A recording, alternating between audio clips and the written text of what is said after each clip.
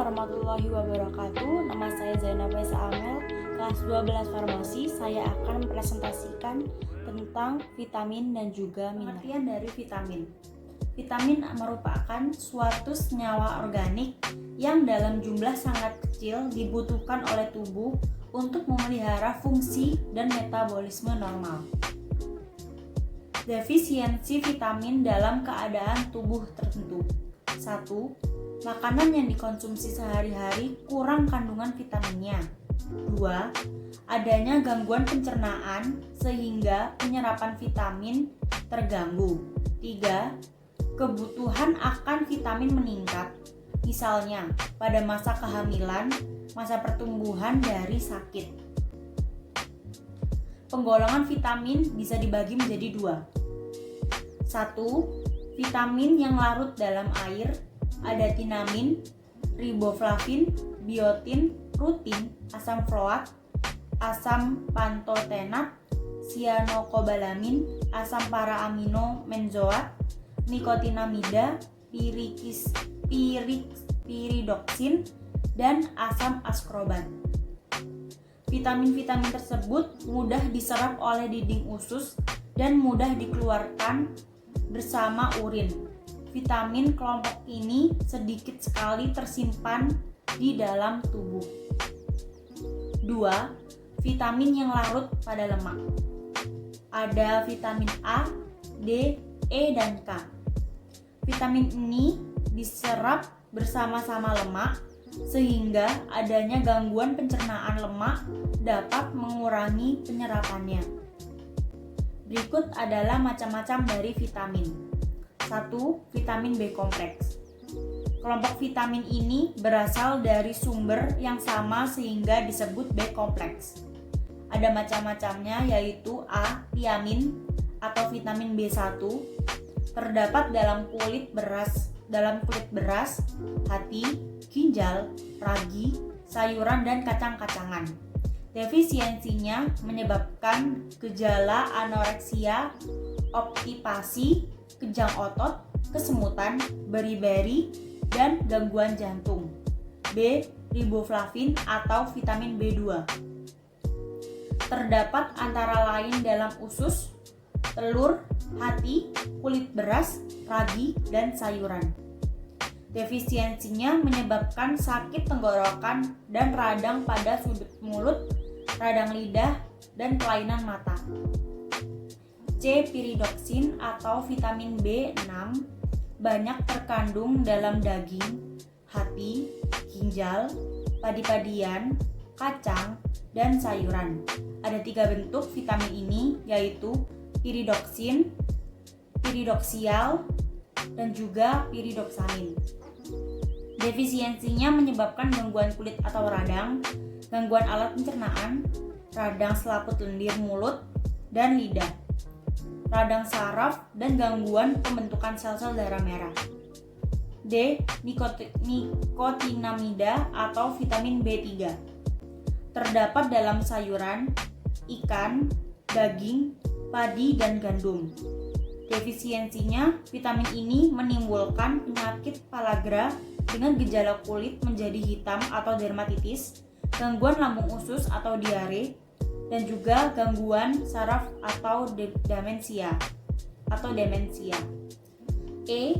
Asam pantotenat atau vitamin B5 terdapat dalam semua jaringan tubuh dan semua macam makanan. Juga diproduksi oleh flora usus. Defisiensinya pada manusia belum dikenal. F. Asam bolat atau B11 terdapat dalam sayuran, hati, ragi, daging, ikan, dan kacang-kacangan. Hanya sedikit terdapat dalam buah-buahan. Defisiensinya menyebabkan anemia megaloblaster. D. Cyanocobalamin atau vitamin B12 terdapat dalam daging, hati, telur, dan susu. Vitamin ini ditimbun dalam hati. Vitamin ini merupakan faktor penting pada pembentukan eritoritis. Defisiensinya menyebabkan anemia megaloblaster. 2. Asam askorbat atau vitamin C banyak terdapat dalam sayuran dan buah, berperan penting dalam pembentukan zat pengikat dalam tulang dan tulang rawan, juga digunakan untuk mempercepat sembuhnya luka dan mempertinggi daya tahan tubuh terhadap infeksi kuman. Defisiensinya, vitamin C menyebabkan sariawan atau scotch boot, gigi mudah lepas, luka yang sukar sembuh, dan mudah terjadi pendarahan. 3. Vitamin A atau retinol aksesoptol terdapat dalam sayuran sebagai provitamin A atau karoten dan karotenoid yang dalam usus diubah menjadi vitamin A.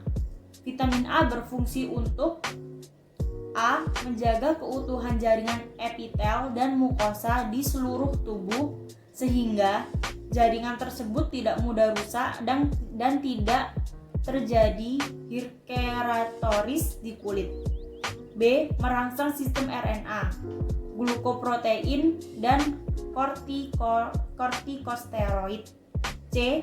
Pembentukan rodopsis yaitu pigmen fotosintesis yang dibutuhkan retina mata untuk dapat melihat pada keadaan gelap.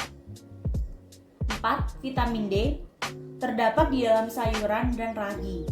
Juga terdapat di dalam tubuh, yakni di bawah kulit oleh pengaruh sinar ultraviolet matahari.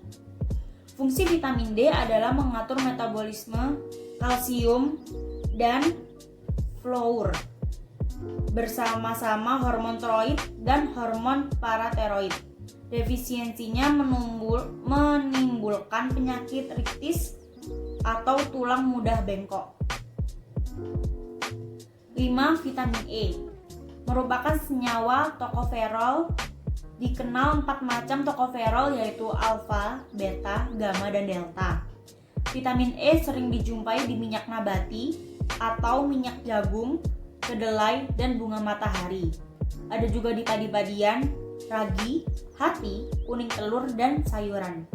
Tidak dikenal gejala defisiensi yang khas pada orang dewasa. Dalam pengobatan digunakan pada gangguan jantung, artrosis, neuralgia, hipokolesterolmia, dan penyakit kulit, obat anti keguguran dan kemandulan. Vitamin K. Vitamin ini meliputi A. Vitamin K1 disebut phytomenadion, terdapat dalam sayuran hijau dan minyak nabati. B. Vitamin K2 dihasilkan oleh flora usus dan penyerapannya dari usus memerlukan asam empedu. C. Vitamin K3 atau menadion dan vitamin K4 atau menadiol merupakan zat sinetik. Vitamin K merangsang pembentukan protombin di dalam hati. Defisiensi vitamin ini menyebabkan hipoprotombinemia yang mengakibatkan darah sukar membeku. Pengertian dari mineral. Mineral adalah zat anorganik yang dalam jumlah kecil bersifat penting bagi banyak proses metabolisme tubuh. Unsur yang paling banyak dibutuhkan yaitu kalium, natrium, kalsium, magnesium, fosfor, dan klorida. Elemen spura adalah mineral yang dibutuhkan kurang dari 20 mg sehari, yakni besi, seng, tembaga, mangan, molibdeum, fluor, krom, radium, selenium, dan cobalt. Memiliki fungsi-fungsi yang juga berbeda. 1. Kalium dan fosfor sebagian besar bertanggung jawab bagi kekuatan kerangka. 2. Kalium, magnesium, dan fosfor untuk membentuk sistem pendampar intraseluler. 3. Natrium dan klor berperan penting di ruang ekstraseluler sebagai pengatur tekanan osmotik dan tekanan darah normal. 4. Banyak elemen spura merupakan kofaktor dari metaloenzim, misalnya besi, seng, mangan, dan tembaga, yang mengatalisis banyak proses metabolisme. 5. Fluor dan selenium merupakan zat penting bagi tulang, gigi, dan emailnya. 6. Lodium merupakan bahan bagi sintesis hormon tiroid. Macam-macam dari mineral. 1.